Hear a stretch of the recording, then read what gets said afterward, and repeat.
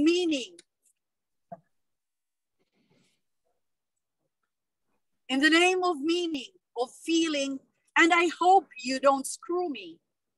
In the name of darkness and sharing and caring by firelight. In the name of action, of peace and human redemption. In the name of eating, of drinking and table confession. In the name of sadness, regret, and holy obsession. The holy name of anger, the spirit of aggression. In the name of forgive and forget, and I hope I get over this. In the name of fathers and mothers and unholy spirit. In the name of beauty and brokenness and beaten up daily. In the name of singing our creeds and in believing in maybe. We gather here in this space full of strangers to speak of our homeland and talk of our danger, to make sense of our thinking and to authenticate our lives, to humanize our feeling and to stop telling lies. In the name of philosophy, of theology, and who gives a damn, of employment, of study, and finding new family. In the name of passions, our loving and our indecent obsessions. In the name of prayer and of worship and of demon possession. In the name of solitude, quiet and holy reflection, the lost, the lonely, the without direction. In the name of the early and the late, the holy and ineffectual. In the name of the straight, the queer, the transgender, and the bisexual. In the name of boot plugs and boob jobs and erectile dysfunction, schizophrenia, hysteria, and obsessive compulsion. In the name of Jesus and Mary and the mostly silent Joseph. In the name of speaking to ourselves, saying, this is more than I can cope with. In the name of touch up and break down and weeping. In the name of therapy and Prozac and full-hearted breathing. In the name of sadness and madness and years since I smiled. In the name of the unknown, the alien, and the holy in exile. In the name of the unnamed, and the names of the nameless, and the names of the prayers that repeat, I wish I could change. In the name of goodness, of kindness, and intentionality, of harbor and shelter and family. So be it. Now I give it to Meg to introduce our speaker for today. Meg, take it away. Hi, okay. First of all, thank you, Dr. Professor Fernandez, for giving us this presentation on toxic theology, ideologies as a comorbidity, especially in the time of COVID-19 pandemic, a very timely and relevant topic. Dr. Eleazar Fernandez, or as we call him, Eli Fernandez, is a professor of constructive theology at the Theological Seminary of the Twin Cities. He is an ordained minister of the United Church of Christ in the Philippines. He has been since 2013 the president of the Union Theological Seminary of the Philippines, located in Dasmariñas, Cavite, and Eli graduated from this seminary. He completed his master's in theology at Princeton Theological Seminary and his PhD at Vanderbilt University. After Vanderbilt, he came to Minnesota in 1993 to join the faculty of the Theological Seminary of the Twin Cities. I don't know whether I have to say this. I have heard him say that the main reason he accepted the job is because he liked ice fishing, and at his first year, he did ice fishing. He is the author of at least 6 published books. He is considered a leader in the field of the Asian and Asian American theology. As an educator, he did not confine his teaching to the walls of the classroom. For example, he brought his students to the Philippines for exposure trips so his students would know what is going on in the other parts of the world. He is a widely known speaker in globalization, social justice, and human rights. His is not only academic passionate theology, his is a prophetic passion for God's work in the world to its social justice and human flourish. He is active both here and in the Philippines for the cause of democracy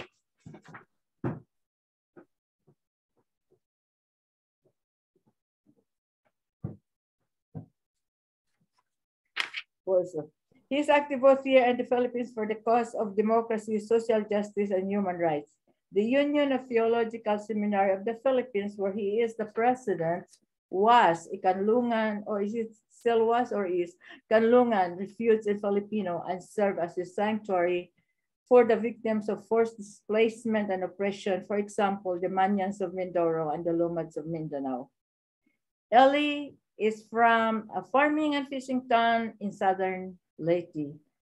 He is married to Josephine Aberia, the one who welcomed you to that today, from Burungan, Samar, and they have 2 accomplished, beautiful daughters, Zorin and Joel. And I should not forget to mention that he is a PSGM member. It is my great honor to present Eli Fernandez, a theologian, an educator, a minister, a writer, author, an activist, and a PSGM member. I look forward to hearing his perspective and thoughts about toxic theologies or ideologies as a comorbidity. Thank you. Thank you. Welcome all to this gathering, and I'm excited because you really have taken the time to be here and to engage with me in this conversation. So it's my joy, my pleasure to be with you. Again, welcome and thank you. And thank you for the invitation. You must have heard of this story that I shared before, maybe some. But one time we had a guest at United Theological Seminary. By the way, I'm no longer a professor at United Theological Seminary. I'm already emeritus. Okay, I will be given that status by March 20, I think 24 or 22, something like Thursday. So I officially retired this last day of December 2021. So that's my connection now, connected to the past that will transport us to the present. So thank you again. And as I said, we had a guest at United Seminary before, and he said that he was once a student in Berlin, and that while he was waiting on the sidewalk,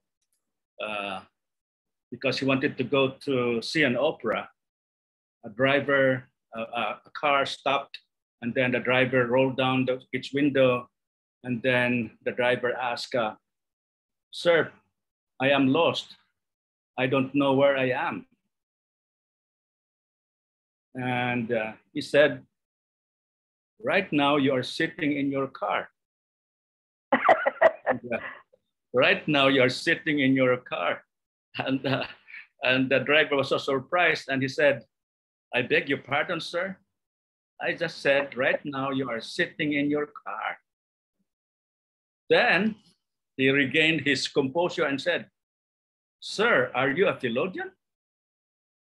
Now he was surprised and said, "How did you know that I am a theologian?" "Well, sir, I know that you're a theologian because your answer sounds profound but not helpful." So that's a big challenge to be profound and helpful at the same time. Most often, many theologians are maybe profound and sometimes not even profound. and not also helpful. So that's a big challenge for me today. So I hope to do both. So let me share with you my screen, and I hope it works. I think it will. Okay. So can you see it? And I'm going to share this PowerPoint with you in 30 minutes. So I'm going to claim 30 minutes. And then I think some of the points will be clarified as we engage in conversation later when we have questions. Okay. So the title is Comorbidities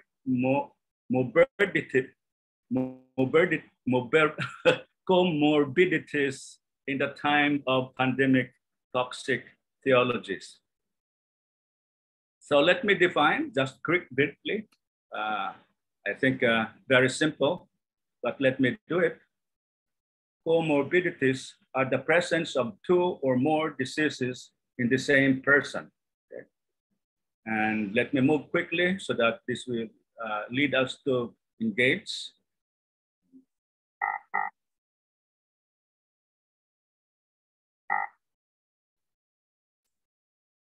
So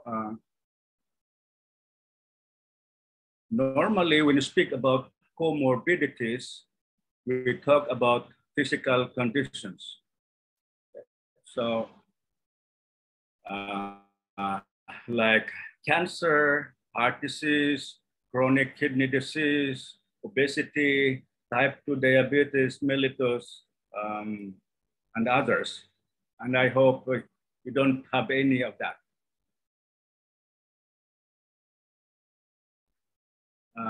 And when we speak of comorbidities, we also make connections with what is called pre-existing conditions. And you are familiar with this concept, especially in the US, when we talk about pre-existing conditions. And it's even difficult for us to find sometimes a lower rate health insurance because of pre-existing conditions. So there might be an increased risk for severe illness from COVID-19 if the patient also has moderate to severe asthma, cystic fibrosis, hypertension, dementia, and type 1 diabetes mellitus, among other conditions.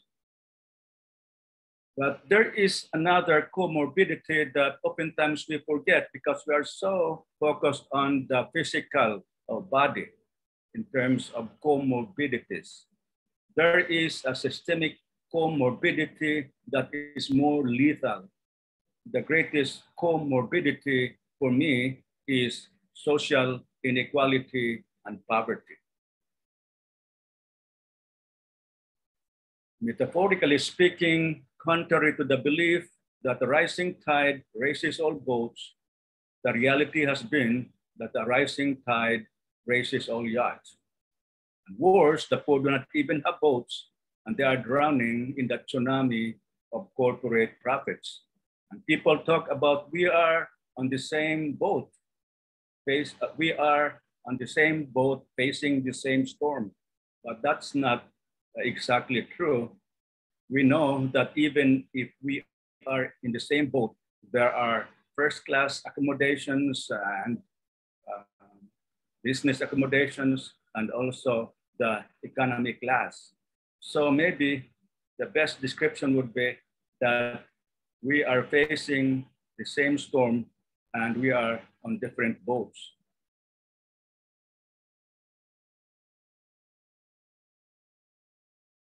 Inequality is the fundamental cause of poor health and premature death. And global inequality has produced a world where millions die of preventable causes every year. This, for me, is the larger comorbidity affecting how we are responding to the pandemic. And you are familiar with this one. Welcome to the Philippines, where the speed of corruption is faster than the speed of internet connection. I hope that my internet connection is going to endure until this event is over.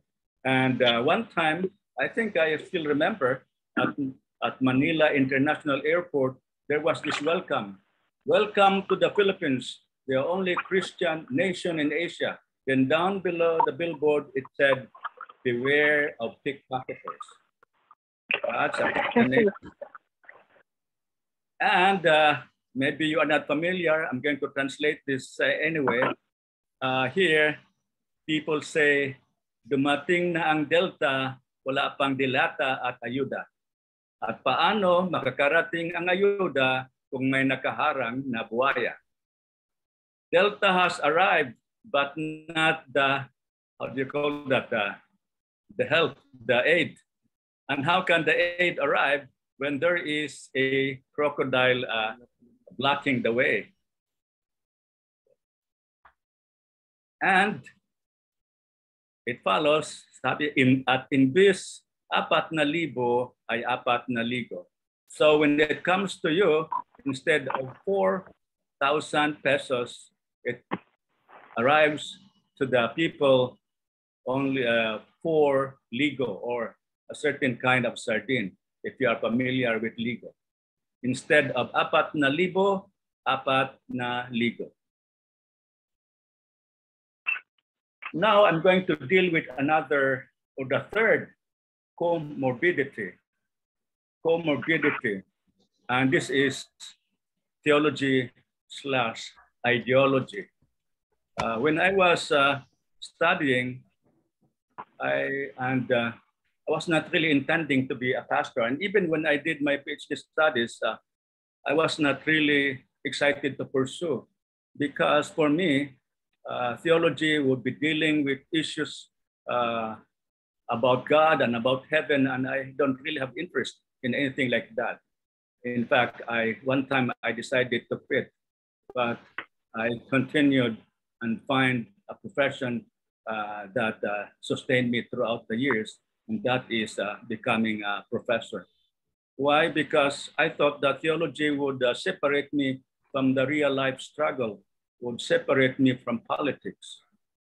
Later on, I realized that after all things economic, all things political are always theological and spiritual. Tell me how you think politically, and I will tell you how you think and act politically. Tell me how you think about God, and I'll tell you your politics. So they are intertwined. So for me, theology is an arena of struggle. It's a struggle for interpretations. Interpretations matter. We live by our interpretations according to our understanding of the world. If we let others live, we also let others die by our interpretations. Interpretations kill. That's why I'm still here. And this is the arena that I am engaged with as a professor and president of a seminary. So theology is faith-seeking understanding, common understanding.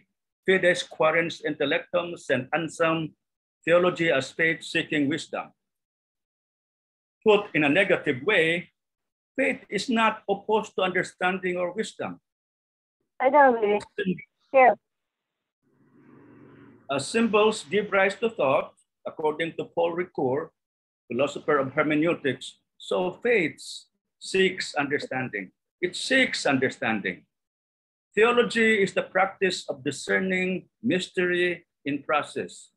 So mystery does not say, don't ask, don't question, because that would be mystification. Don't confuse mystery with mystification. Mystification is a different matter. Mystery, to deal with mystery, to study with mystery, mystery leads us to say, what does that mean? But there is this toxic understanding of theology, what we call especially very powerful theology that we don't recognize. We have what is called explicit theology, theologies that are done by professionals, careful, reflective engagement. But there is that pervasive theology that are often unexamined. And an examined life is not worth living. And examine theology is, in fact, very serious and powerful. In curriculum, we call it implicit curriculum and also null curriculum. They are so powerful because they are under the radar of scrutiny. And theology, toxic theology, is what is really happening most is understood as God management system. The theologian believer manages God, so God really is like a genie in your lamp.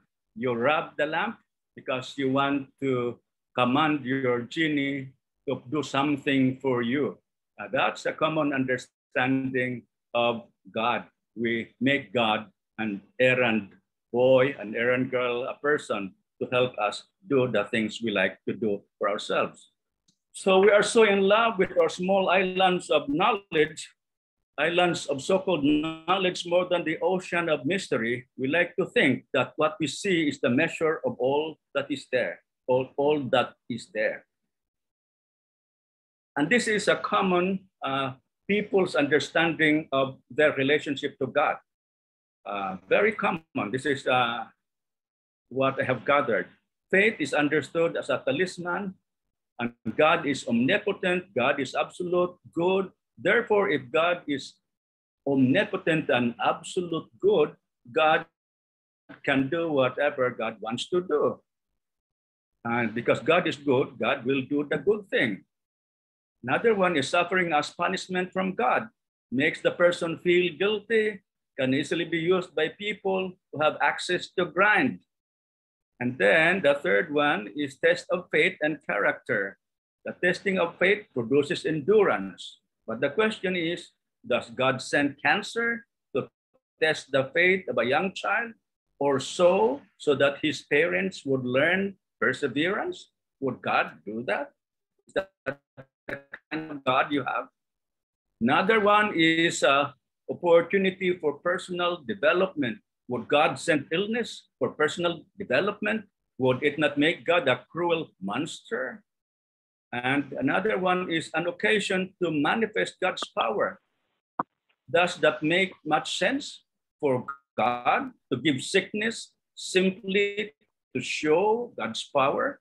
Would this not make God an insecure power wielder? And oftentimes we also say that suffering is redemptive. And we use the example of Jesus. Jesus' commitment to life is redemptive for me and not his suffering. His suffering is not redemptive. His suffering is an outcome of his commitment to life. He was killed because he was committed to life. So if you emphasize suffering as redemptive, it is prone to abuse. How about, can you say that your suffering is redemptive when you were raped? When a woman was raped, you can say, you can advise this woman, say, okay, that after all, God sends that suffering because suffering is redemptive. Can you say that honestly to a woman? And there is also this naturalistic reason, a very common, especially among scientists. Viruses are part of the natural world. This approach appears heartless for those who are suffering, even though it makes sense intellectually, and I agree with that. But at the moment when the person is suffering, it appears like it is heartless, it is cold. And of course, there are others.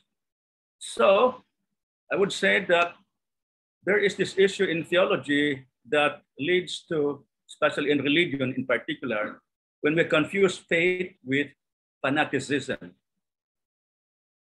One example would be this young person who had epilepsy. He joined a church that told him that if he had strong faith in God, his epilepsy would be cured, not just healed, cured. So in order to test his faith, one day he decided not to take his medication. And then in order to test his faith, after all, if you have this faith, your epilepsy would be cured. Then he had a severe seizure and he died. As his mother said, my son had an overdose on religion. So faith as a talisman or an amulet, that's very common. That's what we do, especially among common people. And so there is this fanaticism. George Santayana said that a fanatic is a person who runs double time without knowing his or her direction. So we have religious nuts. God wants spiritual fruits. I got it from Facebook, not religious nuts. And you have this. What is delta if you have alpha and omega? Of course, if you have alpha and omega, who can defeat alpha and omega? If God is with you, who can be against you? This is a very important theological understanding because it strengthens you. It can strengthen you because life, God is much larger than delta and all its suffering. But it can also be dangerous. What is delta if you have alpha and omega? What is omicron if you have the omnis? Omnipotent, omnipresent, omniscient, right? And it's also circulating on social media. I have been vaccinated by the blood of Christ. If you have been vaccinated by the blood of Christ, who can? Delta is not strong. Omicron is not strong. You have been vaccinated by the blood of Christ. And so we have lots of people who are Christians who are also saying Satan's trying to keep us apart. He's trying to keep us from worshiping together, but we're not going to let him win.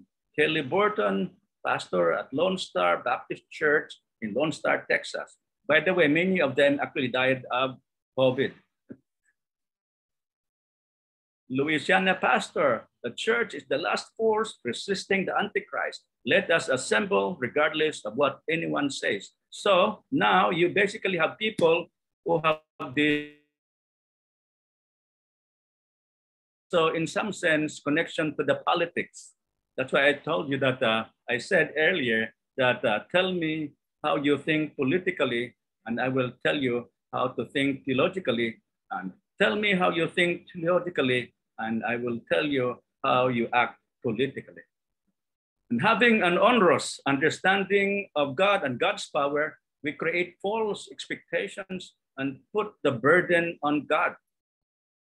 And God as an external power, we like superheroes.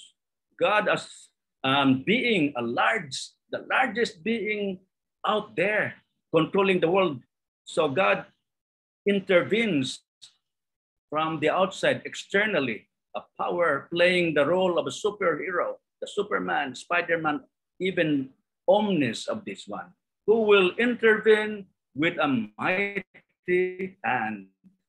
And having an onerous understanding of God and God's power, which creates false expectations and puts the burden on God, we disempower ourselves from taking account of what is happening and from taking concrete and active steps to address our social malady. So we fail to take account of what is happening. And if I recall, Thomas Aquinas once said that about the relationship between God and context, an error in understanding the world leads to an error in understanding God. An error in understanding God leads to an error in understanding the world. How do we know God? Through the mediation of the world. That's why we have to take account of what's happening in order for us to say how God is acting in the world.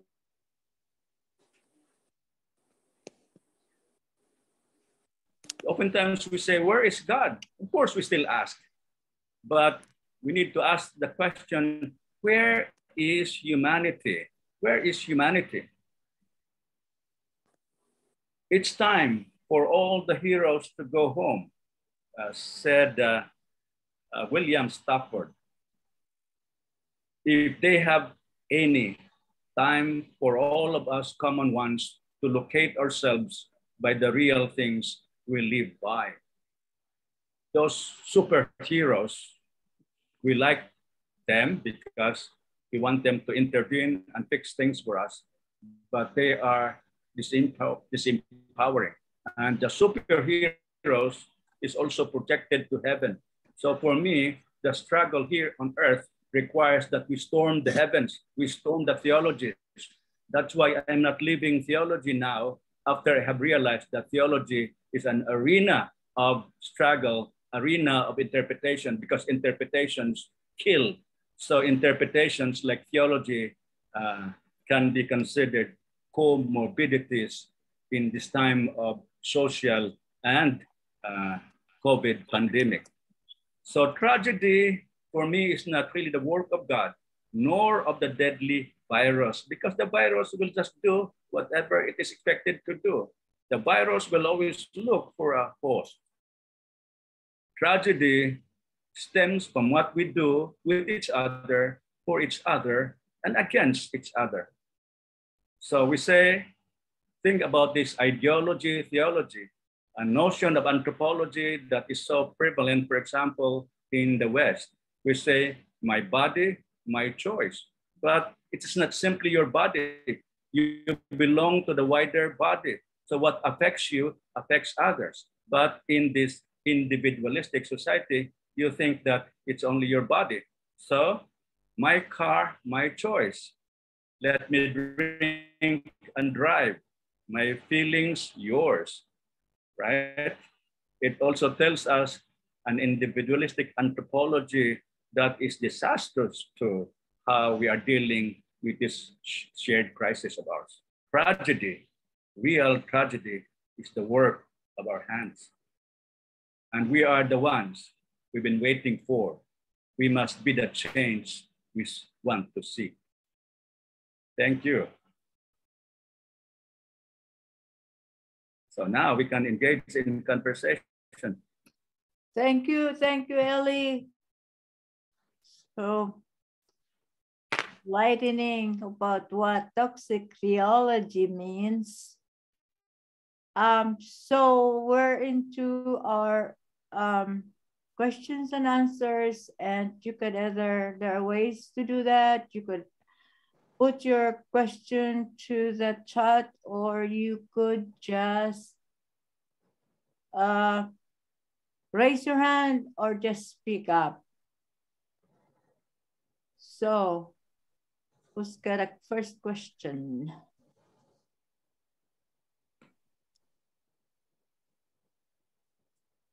There's this Noel. So many He's asking, you expect to ask difficult questions. No. Thank you for pointing that last portion with which you mentioned about the penchant for the West's individuality and individualism. Right now, here in Canada, it is really disturbing the whole country because this Freedom Convoy has barricaded a lot of highways and entrance points to Canada, and as well as the daily lives of the people here. And I noticed a big and stark difference between some cultures of having that idea of community-minded concept, as opposed to that me attitude. I don't know how to figure this out, because actually it is not helping anyone at all. So what's your take on that?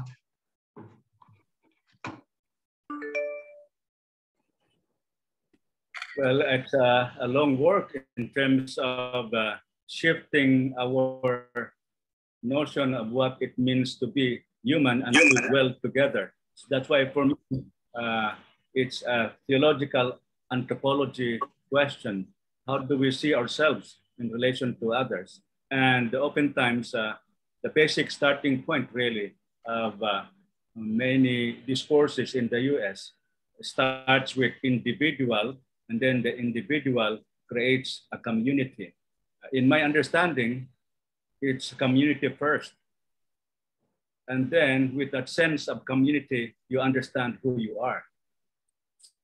So it's not like individuals That's called contractual society. That's why in the US, we oftentimes speak of covenanted communities.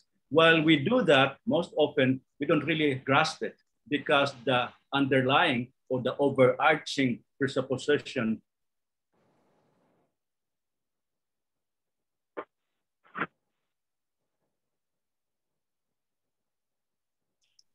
Ellie, Okay, there's you. Okay, maybe One you could society. can you turn off your, if you turn off your video, maybe we can continue more smoothly. Oh, really? Okay. Yeah, just Some turn people, off. Yeah.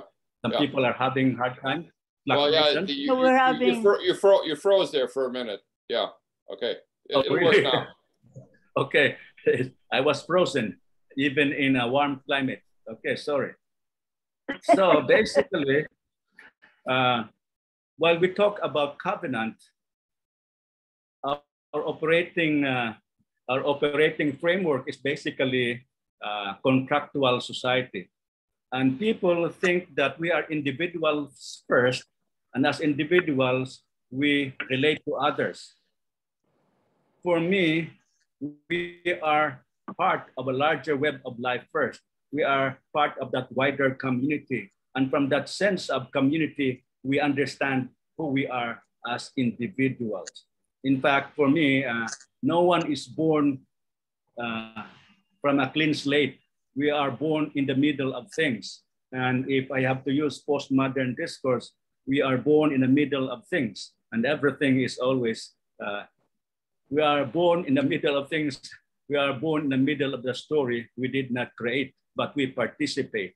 And so that's, for me, is ascribe identity, our self-understanding of who we are starts from a communal, then we find ourselves.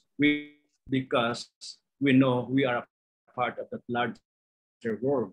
So I think you have a lot of work to do in order to help people understand and practice. Because for me, practice is really important, and practice involves continuous daily making right choices so that our choices become habits and our habits become who we are. Okay. Thank you very much. That is so enlightening. But there's on the chat, there's somebody here. I'm going to read. Where is it? Here. Good morning, Dr. Ellie. It appears that our life and that of the community is really in our hands, but there are circumstances that are really beyond our control.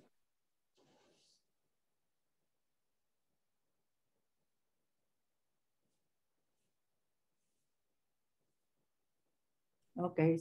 Indeed, it is. In fact, for me, in my other lectures, I talk about unpredictability and vulnerability. I think the tendency for us is to control, but just like playing, watching basketball game, when we watch basketball game, what is it that glue us to the game? It's unpredictability, right?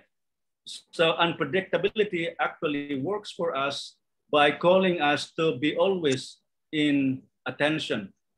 It calls us to be attentive all the time. So attention and intention should go together so that we can seize the moment in order to make hope and history rhyme, right? So intention, attention, reading the signs of the time will help us do our work in making hope and history rhyme. And even if we don't control everything, we know that we have to be open and be flexible to our various circumstances. So unpredictability is not against intentional actions, attention, and communal connections to make change.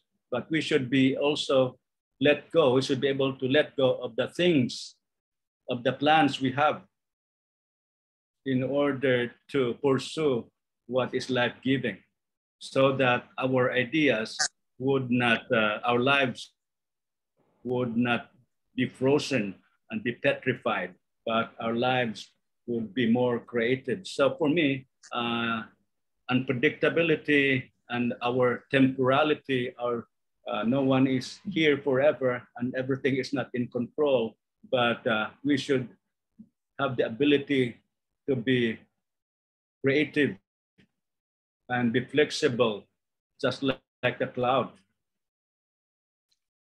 Ellie, I'd like to Yes. draw your comments on the concept of the common good. Mohandas Gandhi talked about 7 social sins, and he and his son said there's another one called rights without responsibility. And therefore, like in America, we say life, liberty, pursuit of happiness. Where does it say, and the common good? That we should be working for that. It doesn't really spell that out.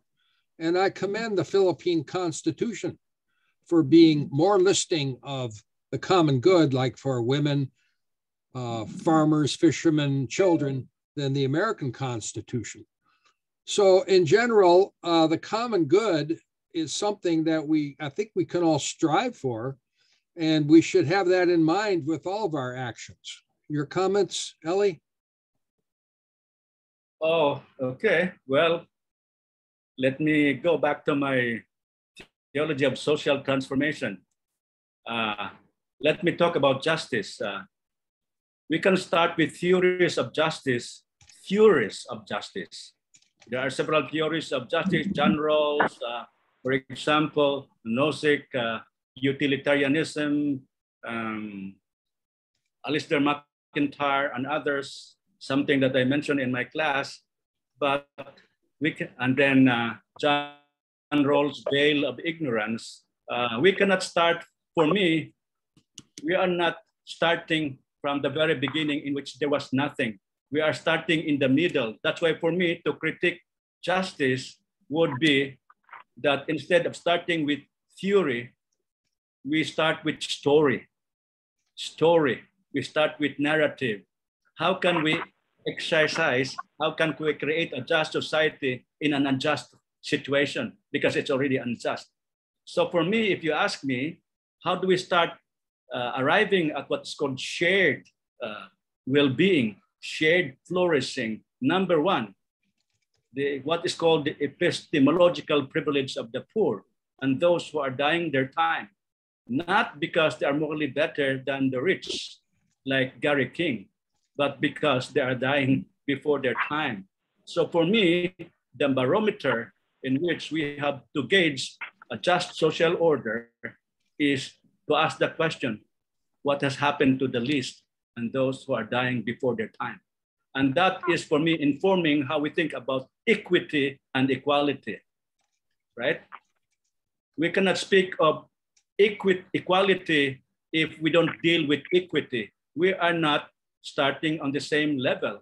For example, I'll give you a specific example of equity. George W. Bush thinks that he just made a home run.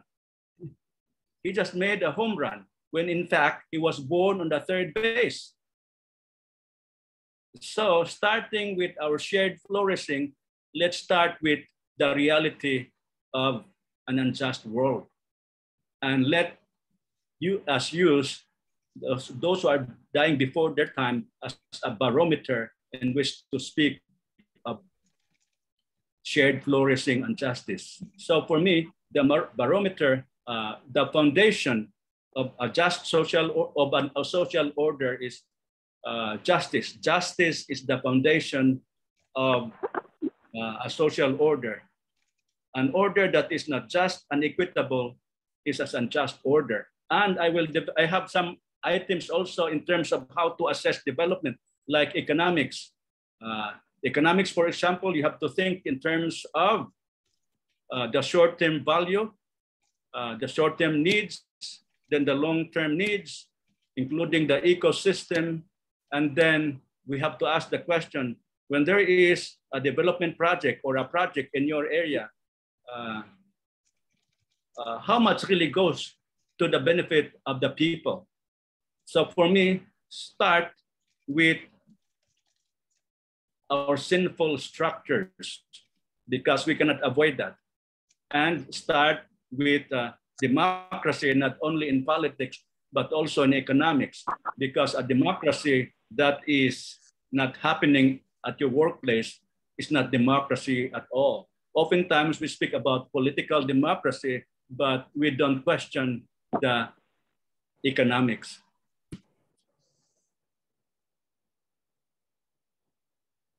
Okay. Here's another question here in the chat. It's from Alan Cabas.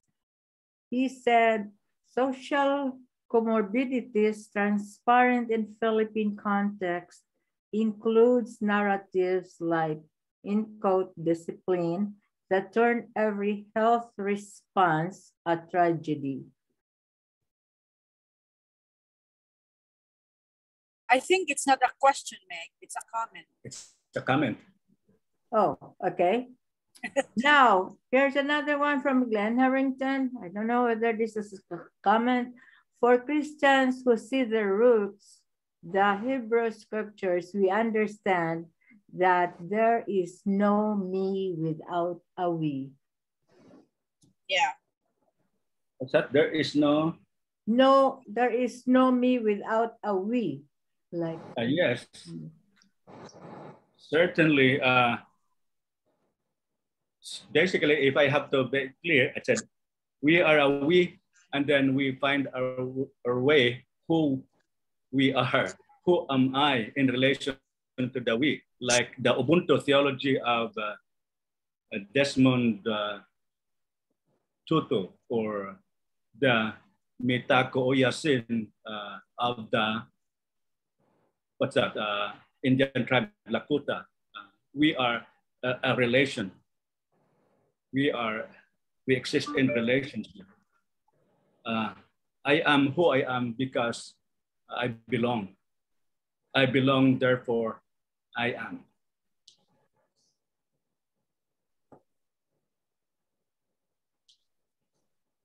Say, Ellie, it seems like some of the most pious people in our country are the least willing to act for the benefit of the community by taking vaccination or precautions and so forth, but yet they hold to the fact that they have a strong relationship with God.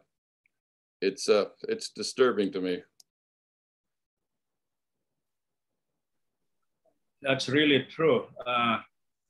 I just opened my Facebook around 4 o'clock and I saw this funny, humorous one, but maybe it will get lost in translation.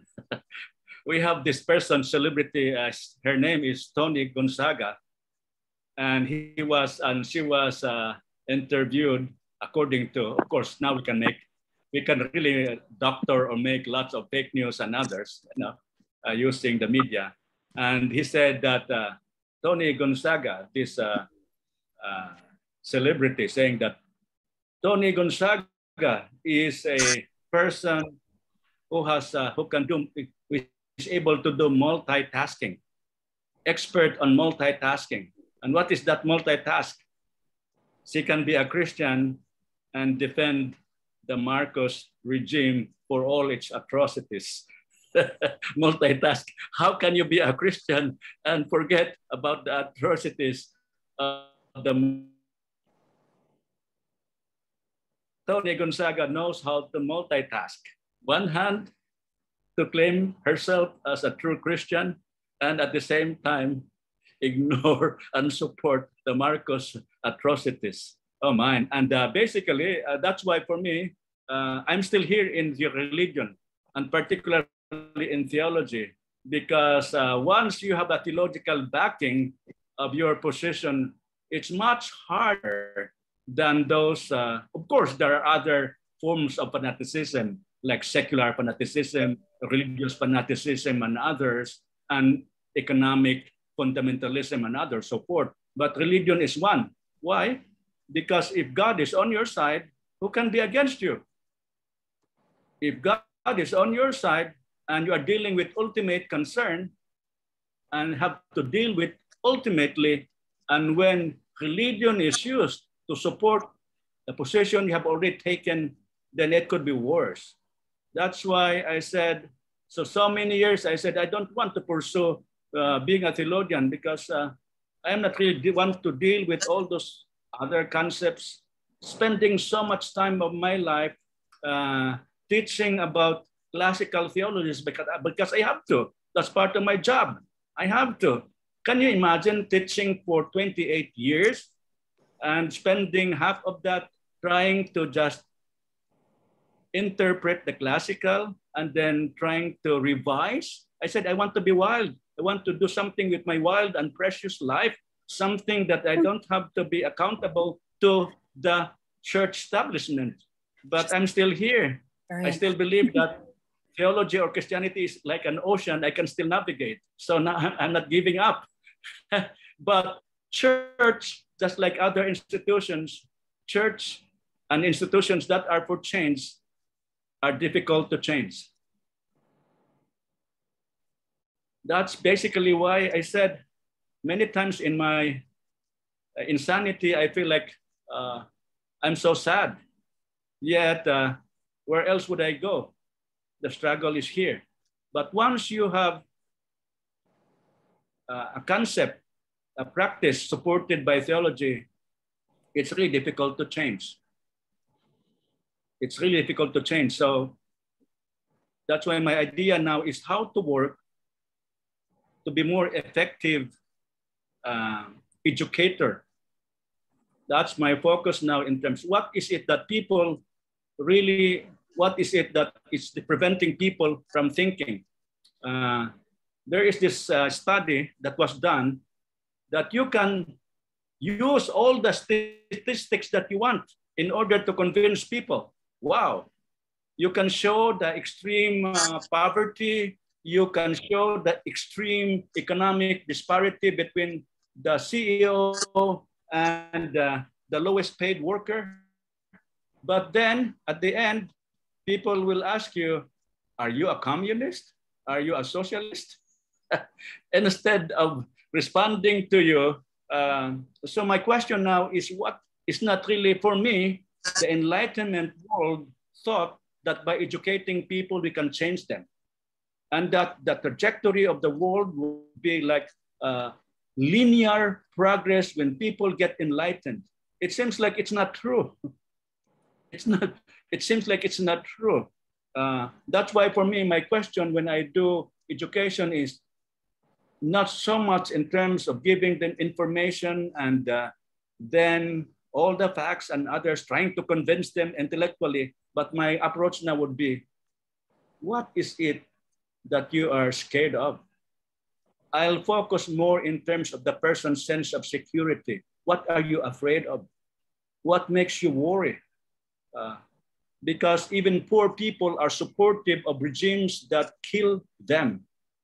Just like students, right? We say that just like a poor person, why should you destroy a system in which if you just simply have to work hard and push yourself by the bootstrap, you would become like them, right? So the hierarchy, the system is actually providing that hope, false hope, that if I will just work hard, I can pull myself by my own bootstrap, and then someday I'll become like them. So poor people, oppressed people have become avid defenders of the system that has put them or has put them down. So my work really is, how can I be more effective in the work of social transformation? That's my main challenge.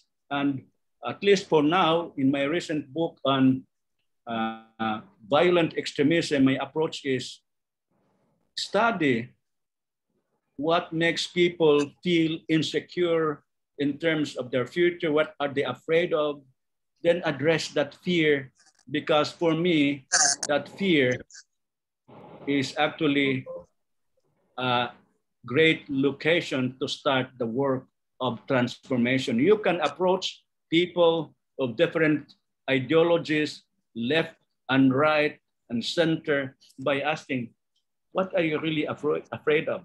What do you care the most? What is it that you are worried? All people, regardless of your color and class. So I will pursue that kind of educational approach in order to touch people's lives rather than continue to preach to the choir. That's a big word, right? Preaching to the choir, just like this choir now.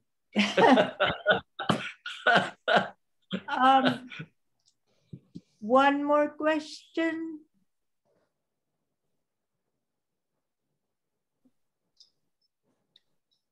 Otherwise, maybe the work of the choir, preaching to the choir, is to sharpen us so that we can be spread all over the world. And whoever said it, that pastors and Christians are like manure many times. They smell when they gather, but when they are spread, they're fertilized. So I hope that we will fertilize. That's very good. There's one more. I have a profound question for Ellie. Not I have a profound question for Ellie. One question. And I hope it's helpful. You said, if I understood you correctly, you said that Jesus's death on the cross was not redemptive. Now, maybe this is too theological. I don't know. I don't know if that's the common understanding of Christians or Catholics. So that his whole life was redemptive, but not his death on the cross. So maybe you could expound on that, and what is the implication of that? Thank you, Paul, for that's a kind of question that has recently been a point of contention, especially among feminist theologians and others. We think that the death of Jesus was necessary. And we say that no, it was not necessary. It was an outcome. It was a part of life. When you defend the truth, when you speak for life, of course, people there will not just simply listen to you. Many times, in many cases, when they don't want to listen to the message of transformation, they kill the messenger. In that sense, the cross is redemptive only because Jesus said that not even saving his life would he surrender to the powers that be. It's only in that sense that death is redemptive. Death is not redemptive as such. It is only redemptive because it is a death against death, and you are not going to surrender your life even when you are dead, even when they kill you. And so in that sense, death is a defense of life. In that sense, death can be redemptive.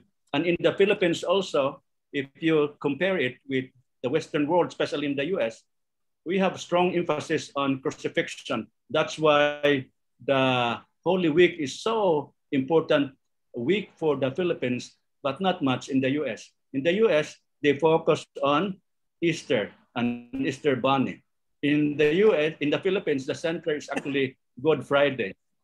Good Friday. So we have more focus on the crucifixion and less so with the resurrection.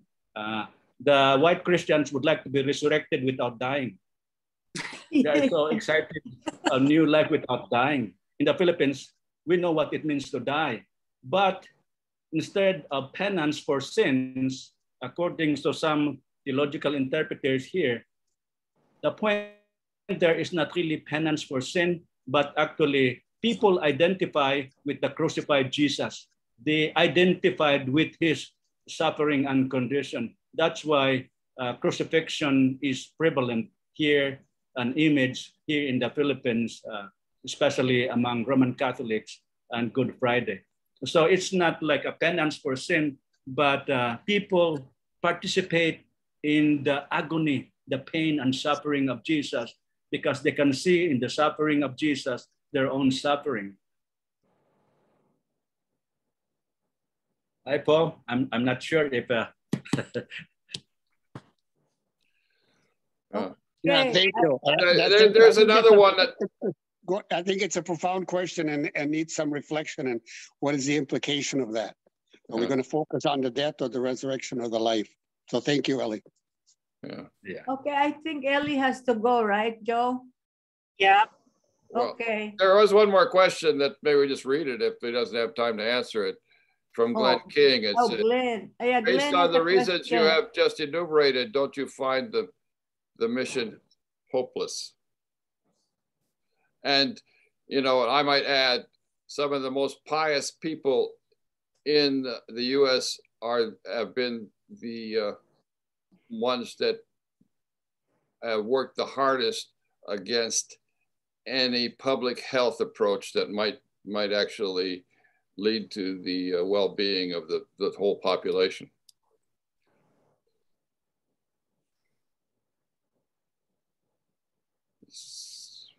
So do you have a comment? That's also true, Paul. So that's why theology has really, for me, been distorted in the sense of when we still pray, we know that God helps. My understanding of God is not a big being out there, but God as life. So for us to see the God at work, we need also to relate that to the health and well-being of people, both in terms of social body and in terms of the physical body that we are. So I have to really articulate and make more work in relating theology to the politics of health. And in my theology now, in fact, I use disease as a metaphor for talking about sin. Sin. How do you take account of sin? For me, following the tradition, I take account of sin as distortion or corruption of the good. We don't have this understanding in the Christian classical tradition that there are two forces in the universe, like a dualism. We say that God created good. And how do we take account of evil when God created something good? So for me, evil and sin are the corruption of the good, violation of right relation. And I think the metaphor of disease is very important. Like, for example, E. coli, bacteria, they have place in our bodies. They function. Even fungus. There's always fungus there in our feet, right? But when does a fungus becomes an athlete foot? It's another matter. So I think for me, health and balance is a way to understand sin. When one aspect is out of proportion and violates the common good, then there is sin. So corruption of the good, like love of country is not bad in itself. Having money is not bad in itself, we need it. Having things are important for us. But when does love of country become demonic? When does need for something become want? And when we want something, actually, it's not just what is called use value. When we buy something, we don't just simply buy the use value of something. Most often, what we buy is image value. Image. Use value, what is the purpose of a watch? The purpose of a watch or a clock is to tell the time. So you need a $10,000 watch? Maybe if you have a lot of money. What is the purpose of car? In order to take you to your work or to a place. So that's the use value. But I think people buy something beyond the use value. We buy something because of the image value. And image value does not find satisfaction. There is no end to image value. We consume image. And when we consume image, it makes us feel that we are identified with those social groups that we would like to be identified with. And it's like drinking salt water, right? Like it does not quench thirst, because instead of how many cars do you need? What kind of car do you have? I have lots of food in my refrigerator. I have a hard time consuming a lot of them. Even some of my food are still from the US. But how much can I really eat? Especially now that I'm getting older. Not much, I have lots of leftover. That means that if we just simply focus on use value has limits. Use value has satisfaction. But when we use wealth and other resources in order to project ourselves in terms of image and power, that is another story. So something good God created for all of us, but this good get distorted. I have one last question. Just like that, just like our health. Yeah. Can I ask? Okay, Joe. Yes. Okay, I have a question.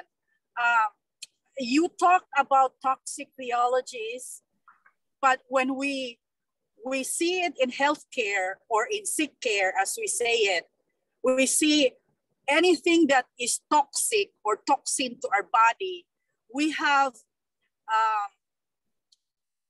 medical alternatives now in alternative medicine and many other functional medicine even that tries to detoxify or get rid of the toxin in our body. So there are many medical movements now that are existing. For example, microbiome, we have to balance the bacteria.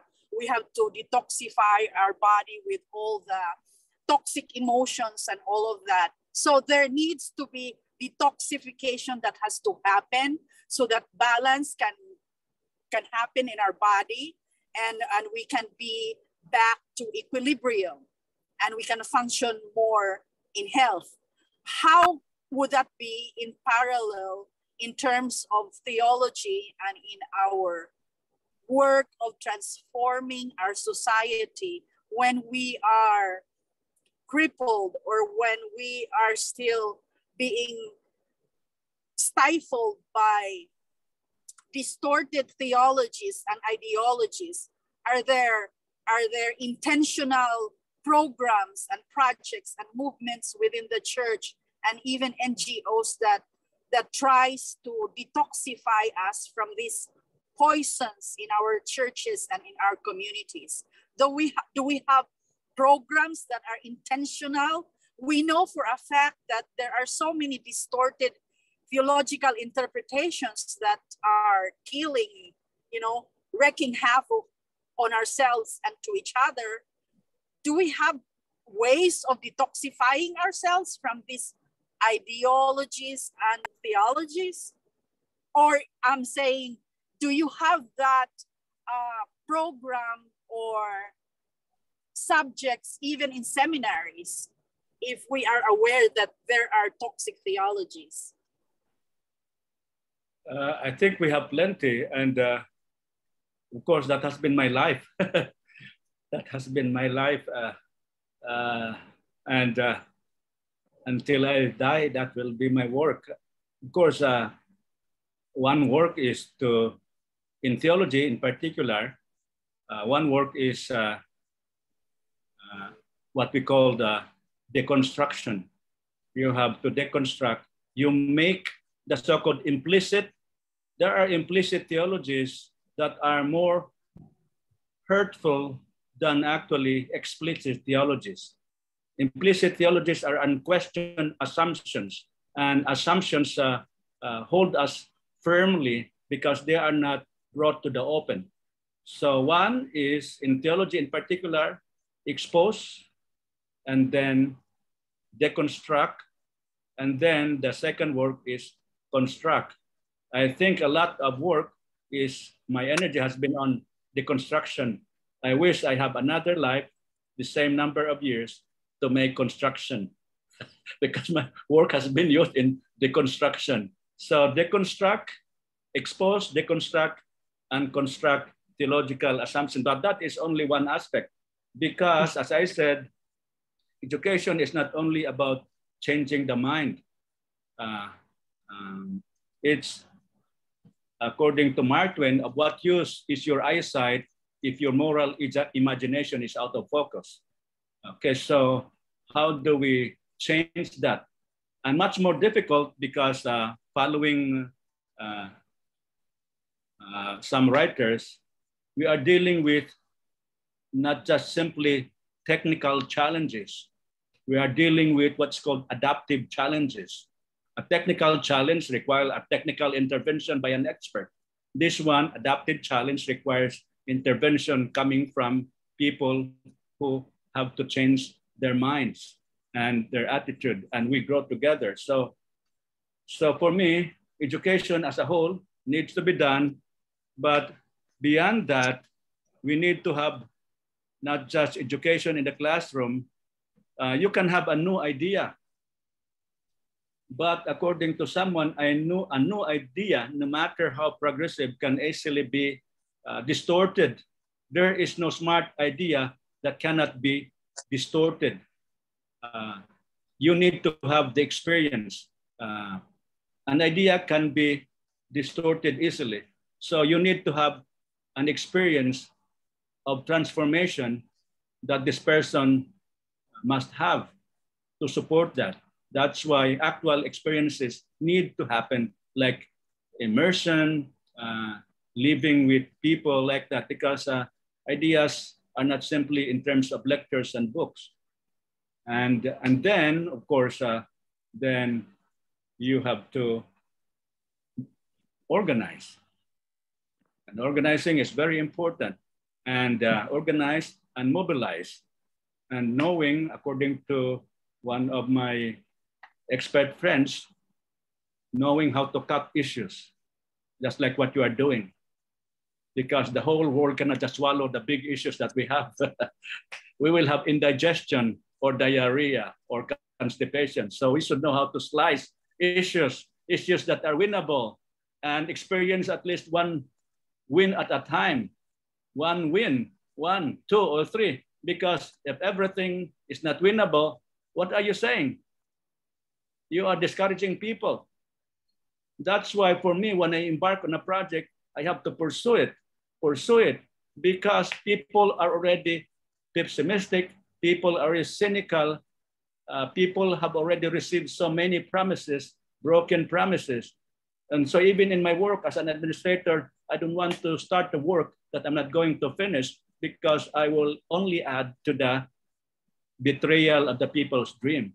So at least we should know how to accomplish small issues that are winnable, put that in the agenda so that we can inspire people.